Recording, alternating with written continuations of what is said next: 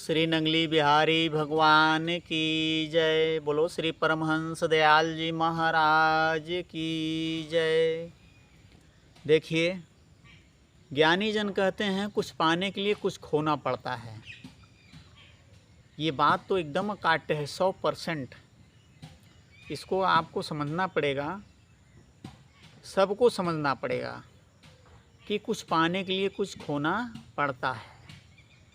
परमात्मा को सभी चाहता है, चाहे कर्मकांडी हो चाहे निर्गुण उपासक हो।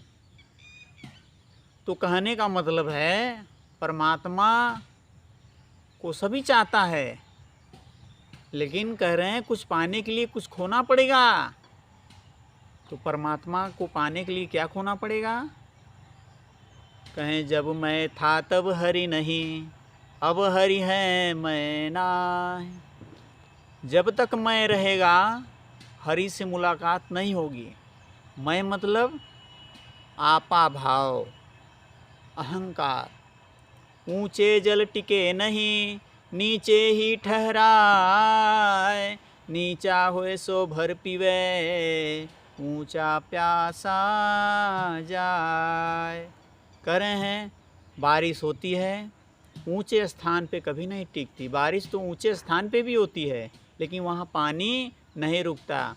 कहाँ आके रुकता है? नीचे आके रुकता है। कह नीचा होए सो भर पीवे, ऊंचा प्यासा जाए। अहंकारी व्यक्ति, जिसके अंदर अहंकार है, आपा भाव है कि मैं भी कुछ हूँ, वो इस मार्ग पर नहीं चल पाएगा। वो परमात्मा से कभी नहीं मिल पाएगा। जीवन खत्म हो जाएगा, लेकिन वो परमात्मा से नहीं मिल पाएगा। तो उनको पाने के लिए मैं का नाश करना पड़ेगा। मैं का नाश। मिटाई हस्ती जिन्होंने अपनी, ध्वजा उन्हीं की खड़ी रही। हरि सुमिरन में रहते हरदम, सुरति शब्द में चढ़ी रही। ज्ञानियों ने हर प्रकार से हमें आपको समझाया है। जो समझदार है वो समझ जाते हैं और उसमें लग जाते हैं। इधर सुन के इधर निकाल नहीं देते, वो लग जाते हैं। क्योंकि इधर से सुन के उधर से निकाल दोगे, कुछ नहीं मिलेगा आपको जब तक उस पर चलोगे नहीं, अमल नहीं करोगे। अब आपा भाव कैसे मिटेगा? आपा भाव मिटेगा संतों की सेवा करने से, तन मन धन से, और सत्संग सुनने से, संतों के बताए मार्ग पे चलने से। तन पवित्र गुरु सेवा, तन पवित्र गुरु सेवा से, धन पवित्र कर दान, मन पवित्र होए स्मरण से, तीनों विधि कल्याण।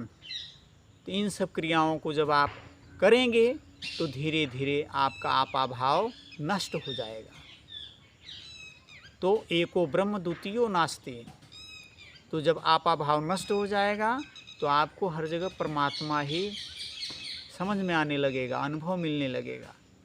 मैं के कारण ही नहीं दिखाई देता, नहीं समझ में आता। मैं रूपी पर्दा बहुत बड़ा है, इसी को माया का पर्दा कहते हैं।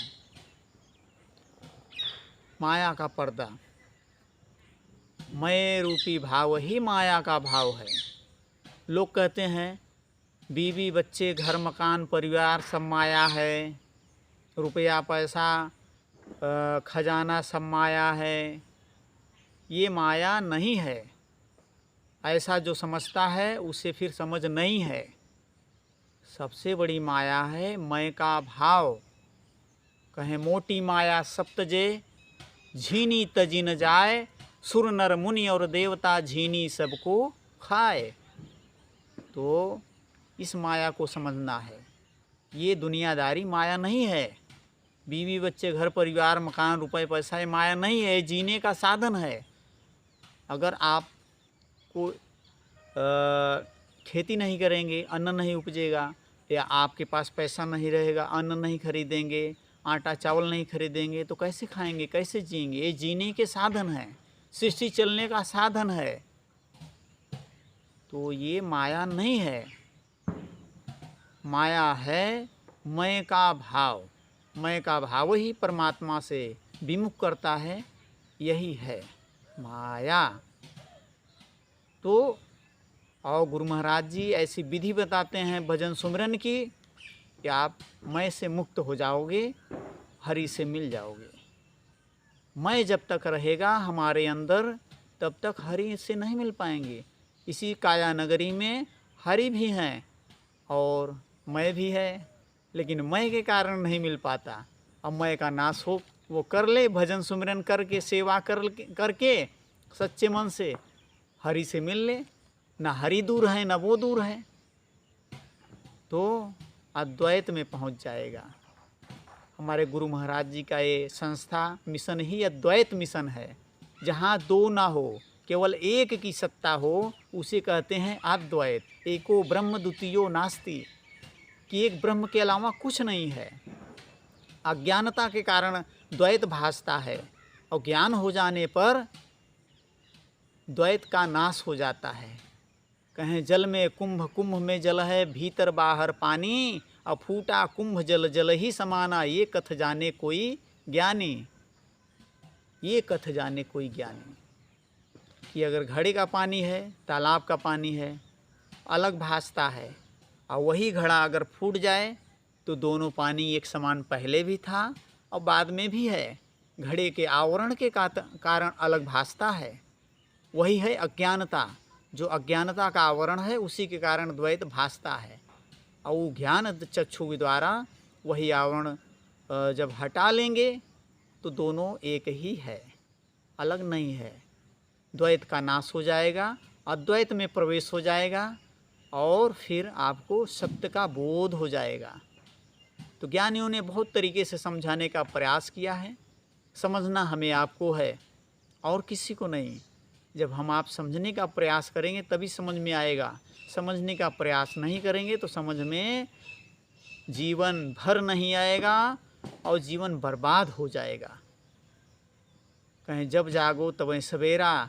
इस वास्तविकता को जानने समझने के लिए ज्ञानियों ने कहा, काल करे सो आज कर, आज करे सो अब, पल में प्रलय होत हैं बहुर करेगा कब। कल पे इन कामों को ना छोड़ो, इन कामों को तुरंत तत्काल कर लो। कल आएगा कि नहीं जीवन में ये कोई गारंटी नहीं है, कोई भरोसा नहीं है। अब करें चलो सुबह नहीं शाम को कर लेंगे, शाम आएगा कि नहीं कोई गारंटी नहीं है। अगर सुबह करना है कर लो, शाम को करना है तो कर लो, अभी करना है तो कर लो। शुभ काम में देरी नहीं करनी चाहिए। इसीलिए हमारा यह देव दुर्लभ जीवन मिला है। इसलिए हमारा आप लोगों से निवेदन है, प्रार्थना है कि भजन सुमिरन सत्संग में कोई लापरवाही नहीं, कोई ढीलबाजी नहीं, कोई हीला हवाली नहीं, इसमें टाल मटोल नहीं करना है। इसलिए आपका जीवन यह अनमोल है, और इस वास्तविकता को हम आप समझकर और जीवन को सार्थक कर लें, और ऐसे ही जीवन इतिहास बना के जाते हैं। मीरा ने यही ज्ञान संत रविदास महाराज से पाया, इतिहास बना के गए।